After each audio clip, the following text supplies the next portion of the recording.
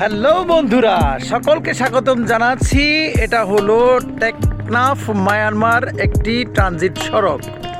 হয়তো এটার তথ্য অনেকেই জানেন না। যারা আসেন তারা তো সেন্ট মার্টিন ঘুরে চলে যান, বা স্থানীয় যে সমস্ত শাহপরী দ্বীপ বা সি বিচ বা জিরো পয়েন্ট বা জেটি ঘাট এই সমস্ত স্থান ঘুরে যান। অনেকে হয়তো এই জায়গাটি ভিডিও করবেন না, আমি জানি। অনেকে এই তথ্য জানেন না, আসেন না, বা অনেকে আবার জানেন। সো আজকে এই ভিডিওটি তাদের জন্য যারা জানেন না। এই যে দেখেন, এটি হলো যে টেকনাফ মিয়ানমার সড়কের যে transit point, this is that. তো এইখানে লেখেন লম্বা জেটি আছে, এবং এটা হলো যেটির লাস্ট পয়েন্ট। এখান থেকে তারা বুটে করে মালামাল আদান প্রদান করে, বা সেটা তখন যখন ছিল এই প্রসেস, আমি সেই কথা বলছি।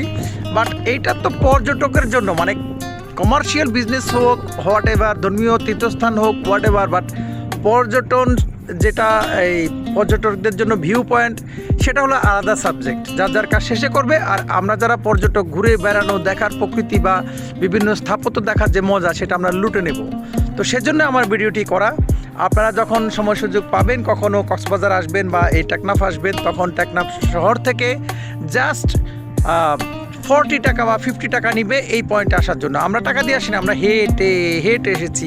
আপনারাও হেঁটে হেঁটে আসার চেষ্টা করবেন। এইখানে কিন্তু ভিউটা অসাম, ফাটাফাটি। এখন সকালে বা বিকেলে সময় তো আর আসা যায় না, ওই সময় আসলে তো আরও প্রকৃতি খুব সুন্দর দেখাবে। এই যে দেখেন পিছনে সোয়াম ফরেস্ট দুই সাইডে। হ্যাঁ, এটা হলো পিছনের ভিউ। আবার এদিকে সামনে আসবেন, তখন ডানে বামনে এই যে টেকনাফ নদী, এবং দূরে দেখেন পাহাড়টা কি অসাম, ফাটাফাটি। এটা একদম অন্য ধরনের মনে হয়।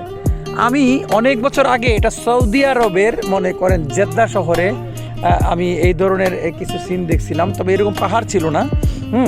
তো আমার কাছে ফিলিংসটা ওরকম মনে হচ্ছে, হোয়াট এভার। তো এটা আপনাদের সাথে শেয়ার করলাম। দেখেন, আপনারা সময় সুযোগ পেলে এখানে চলে আসবেন। সকলকে এই ভিডিওটি দেখার জন্য ধন্যবাদ।